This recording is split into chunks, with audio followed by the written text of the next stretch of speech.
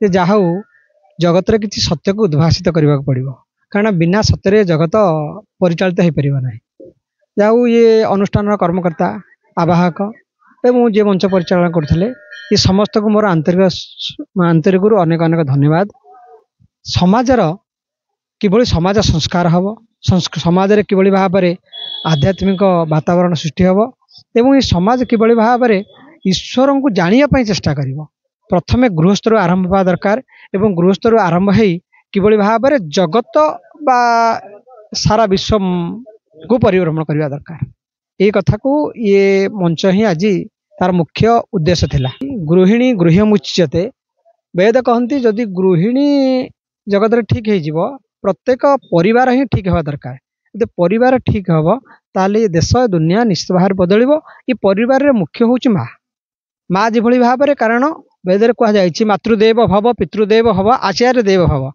ପ୍ରଥମ ଗୁରୁ ହେଉଛି ମା। ମା ଯେଭଳି ଭାବରେ ପିଲାକୁ ଶିଖେଇବ ବା ଶିକ୍ଷାଦାନ କରିବ, ସେଭଳି ଭାବରେ ସମାଜ ସେଇଭଳି ଭାବରେ ଆଜି ପରିଚାଳିତ ହେବ। ଯଦି ମା ଠାରୁ ଆମେ ଖରାପ କଥା ଶିଖିବା ତାହେଲେ ସମାଜ ମଧ୍ୟ କୁପ୍ରଭାବ ସମାଜରେ ପଡ଼ିବ। ମନୁଷ୍ୟ ଜନ୍ମ ଭାଗବତ କହନ୍ତି ଅନେକ ଜନ୍ମ ତପ ଫଳେ ମନୁଷ୍ୟ ଜନ୍ମ ମହି ତଳେ ମନୁଷ୍ୟ ଜନ୍ମରେ ଲାଭ ଯେବେ ଗୋବିନ୍ଦେ କରେ ଭାବ। କାରଣ ଆମେ ଅନେକ ଜନ୍ମ 84 ଲକ୍ଷ ଯୋନି ପରିଭ୍ରମଣ କରି ଶେଷରେ ଆମେ ମନୁଷ୍ୟ ଜନ୍ମ ପାଇଛେ। ମନୁଷ୍ୟ ଜନ୍ମର ସାର୍ଥକତା ସେଦିନ ହେଇଯାଏ ଯେଉଁଦିନ ଗୋବିନ୍ଦ ସହିତ ଭାବ କରେ, ଯେଉଁଦିନ এই ପ୍ରଭୁଙ୍କ ସହିତ ସେ ଭାବ କରେ ଏବଂ ସେ ଚିହ୍ନିଯାଏ ଆତ୍ମା ପରମାତ୍ମା ସହିତ ଅଭେଦ ପ୍ରତ୍ୟୟସ୍ତୁ ଜୀବସ୍ୟ ପରମାତ୍ମନେ ସବିଧେୟ ବିଜ୍ଞେୟ ବେଦତନ୍ତ୍ରାଭିର୍ନବତ। ଯେତେବେଳେ ଅୟମାତ୍ମା ବ୍ରହ୍ମ ପ୍ରଜ୍ଞାନମ ଆନନ୍ଦ ବ୍ରହ୍ମ, ଇଏ ଯେତେବେଳେ ମଣିଷ ଚିହ୍ନିଯାଏ ମୁଁ ହିଁ ସେଇ ବ୍ରହ୍ମ ସ୍ୱରୂପ, ମୁଁ ହିଁ ଜଗତକୁ ଆସିଛି କିଛି ଉପକାର କରିବି। କାରଣ ରାମଚରିତ ମାନସରେ ସେ କଥା କୁହାଗଲେ ସେବ୍ୟ ସେବକ ଭାବ ବିନୁ ଭବନତରୀୟ ଉରଗାରି। ଗରୁଡ଼ ଯେତେବେଳେ କାକଭୂଷଣ କି ପାଖରେ ସତ୍ସଙ୍ଗ କରୁଥାନ୍ତି, କାକଭୂଷଣ ପଚାରିଲେ, କହିଲେ ଏ ସଂସାରରୁ ଉଦ୍ଧାର ହେବାକୁ ମୋତେ କ'ଣ କରିବାକୁ ପଡ଼ିବ? କହିଲେ ସଂସାରରେ ଅନେକ ମାର୍ଗ ଅଛି। ଇଦମ୍ ତୀର୍ଥମ୍ ଭ୍ରମତି ତାମସ ଜନାଃ ଆତ୍ମତୀର୍ଥମ୍ ନ ଜାନନ୍ତେ କଥଂ ମୁଖ୍ୟମ୍ ବରାନନେ। ଏଭଳିଆ ପରେ ଅନେକ କଥା କହିଲେ, ତନ୍ମଧ୍ୟରୁ ଶେଷ ସିଦ୍ଧାନ୍ତ କଥା କହିଲେ ସଂସାରର ସେବା କରିବାକୁ ପଡ଼ିବ। ସେବ୍ୟ ସେବକ ଭାବ ବିନୁ ଭବନତରୀୟ ଉରଗାରି। ଶ୍ରୀରାମଚରିତ ମାନସ। ये सेवा बिना से कायिक सेवा हो, से मानसिक सेवा हो, से वाचस्क सेवा हो, ये सेवा द्वारा ये मनुष्य जीवनर सार्थकता ही परिलक्षित हो। आज तो आमर सत्य विकास परिषदर ये कार्यक्रम आलोचना चक्र थिला जे ओडिया संस्कृति रे शनि पूजा तारी ऊपर आलोचना चलता। आलोचना करा गला ग्रह मानक बाबद एवं शनि ग्रहंकर गुरुत्व कौन रही, आम कहीं ग्रहराज बोली कहूँ, शनिकर कोपदृष्टि कहीं पड़े, कौन कले शनिकर कोपदृष्टि पड़ो ना।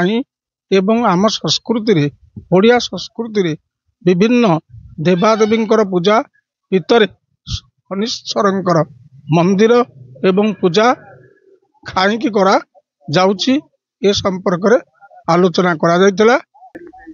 आज ये जो कार्यक्रम अनुष्ठित है यह मुख्यतः मंदिर प्रांगण में करा जाय था, जो थे कि अधिकांश सभ्य जो ट्रस्ट सब अच्छा से परिवार वर्ग आसती एवं आमरी क्षेत्र जो मैंने सब सदस्य अच्छा से भी आसी था। एवं प्रत्येक क्षेत्र में आज देखा देउछि सामाजिक क्षेत्र हो, पारिवारिक क्षेत्र हो, राजनैतिक क्षेत्र हो, सब क्षेत्र में मूल्यबोध हानि घटलानी एवं प्रत्येक मन अच्छी एवं विवेक अच्छी। विवेक जहाँ कहूँ से अनुपात से माने कौन कार्य करूना एवं से माने कौन करुँच ना आमर संस्कृति आमर परंपरा एवं आमर जो चालीचलन ढंग रंग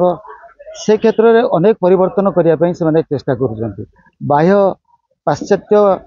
जो व्यवहार अच्छी ताकू अनुकरण करी आम परंपरा को जलांजलि देले आमे केते खुशी पाई परिबा। जेमती आमर मंदिर अच्छी, मंदिर को गले आमको बहुत शांति लगे। मंदिर में बसिले कि समय मन में जो अशांति थाए दूरीभूत हुए। मंदिर जो घंटी बाजे से आम मन कुप्रभाव कड़े चली जाए। मंदिर पादुकटी पीदेले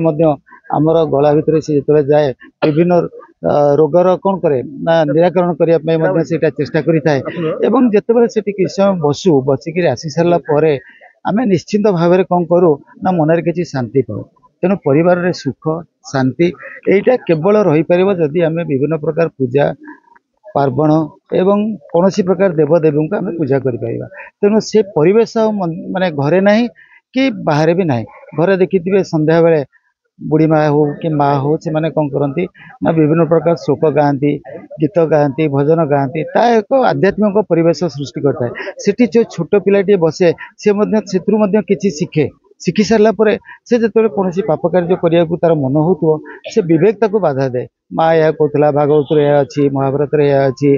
जमती विभिन्न प्रकार पुराण में किसी ना कि गोटे नीतिवाणी अच्छी से नीतिवाणी बहुत प्रभाव पकाए तेणु जीवन में बंची रही धनर आवश्यकता नहीं मनर आवश्यकता अच्छी विवेकर आवश्यकता अच्छी एवं आम चाली चलन ढंग रंगर परिवर्तन आवश्यकता अच्छी तेणु घरे जदि आम सुखे रहा शांति रहा तेज से घरटी निश्चिंत भाव में गोटे मंदिर सहित सामान एवं मोबाइल फोन प्राय समस्त पाखे अच्छी से घरे देखिए कई क्या सहित कथा होना बापा गोटे जगह बस मोबाइल देखुची माँ गोटे जगह मोबाइल देखुची पुओ गोटे जगह देखुची झील कबाट देखिए गोटे जगह मोबाइल देखला तेणु मानसिक स्तर से केते प्रभाव पकाउची एवं से प्रभावटा हूँ सकारात्मक न नकारात्मक कहीं एमती हवा द्वारा मन में पूरा अशांति दुश्चिंता आसुच्ची आम दुनिया सहित कम्पिट करना आमर से सामर्थ्य अच्छी ना आम चिंता करुचे तेणु से जदि आम दूरीभूत रहा ध्यान करवा मंदिर जावा पूजा करवा एवं किसी नीति नियम को मानिबा तेबे आम सुख और शांति रहा। आज कार्यक्रमटी आमरी सत्य विकास परिषद एवं संचार चैरिटेबल ट्रस्ट सहयोग मिलित सहयोग आज ओडिया संस्कृति रे शनि पूजा होता आमर जो संगठन सार मैंने जो संगठन कर बहुत आमर ये सनातन धर्म एवं संस्कृति जो गोटा लोप पाई जाऊँगी से पिला गोटे अवेयरनेस प्रोग्राम आम ये जो संगठन सार मैंने कर समस्ते मिलमिशी आम एवं जो मैंने ये संस्कृति पर भरोसा रखुच्च समस्ते मिलमिशी युवपीढ़ी को आह्वान करवा जे आम संस्कृति माने जड़ित रुहतु एवं आम सनातन को बजाय रखु सनातन धर्म को बजाय रख आज शनि मंदिर परिसर रे मंदिर सभापति रमेश कुमार दास यार जो आवाहक अच्छा सुरेंद्र कुमार साहू यार जो संपादक अच्छा प्रताप चंद्र राउत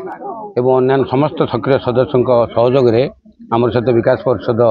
मिलित आनुकूल्य शनीश्वर देव संपर्क में आलोचना है। ये आलोचना रे मुख्य अतिथि थिले पंडित रमाकांत मिश्र जे विशिष्ट कलाकार सुसाहित्यिक एवं एतिरे मुख्य वक्ता थिले आमर जड़े सुप्रवचक श्रीयुक्त सुशांत कुमार अग्निहोत्री एवं वरेण्य आमर सम्मानित अतिथि रही आमर डॉक्टर प्रमोद चंद्र दास जी प्रतिष्ठाता आमर सत्य एवं यही कार्यक्रम प्रथम पर्याय कविता पाठ सब होता जार सभापति थे पद्मलोचन साहू विशिष्ट कवि एवं सहित आउ दुई जन संयोजना करते पद्मनाभ पाणिग्राही एवं प्रभाती त्रिपाठी द्वितीय पर्याय आलोचना चक्र दिन 1 ରୁ 1:30 पर्यंत होता अति सामाजिक व्यवस्था आमर अस्मिता ओडिया भाषा साहित्य संस्कृतिर केमती सुरक्षा हे ओडिशा केमती सारा विश्व में परिचित हे भारत वर्ष केमती विश्व में आगू बढ़िबो एवं समस्त सहयोग रही कि सामाजिक विधि व्यवस्था श्रृंखलित रहिबो आमे समस्ते शनीश्वर आशीर्वाद रे कि जटणी माटी को कि आगे नवा एवं श्रेष्ठ उत्कल श्रेष्ठ कलार राज्य उत्कल कि पृथ्वी में परिचित हे जगन्नाथ संस्कृति केमती विस्तार हेब एवं आम समस्त भाईचारा भाव रहिबा समस्त मिलमिशी रहिबा एवं हिंदू सनातनी धर्म किभली प्रतिष्ठा रहिबा जहाँकि शह शह हजार हजार वर्ष धरी रही से केमती आगामी हजार हजार वर्ष धरी सनातन धर्म समस्त मंगल हम और सनातन धर्म प्रतिष्ठा हे सनातन धर्म आगेब यह मुख्य उद्देश्य ये कार्यक्रम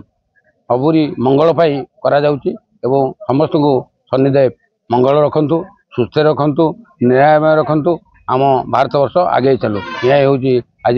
कार्यक्रम मुख्य उद्देश्य आमर सहित विकास परिषद आमर सहित अनुष्ठान एक जटणी अंचल कि साहित्य संस्कृति सभ्यता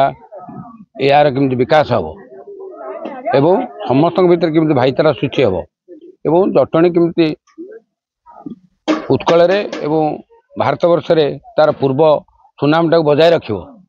एवं नुआ युवक नुआ लेखक केमती सृष्टि हेबे साहित्य केमती तार चलापथ को आगू आगू नब एवं समस्ते ज्ञानी गुणी हेबे एवं साहित्य विकास हब समस्त भितर भाईचारा सृष्टि हम यह हूँ आम सहित विकास परिषदर मुख्य लक्ष्य कवि सृष्टि हेबे साहित्यिक सृष्टि हेबे यह हूँ मुख्य लक्ष्य आमरी सत्यर विकास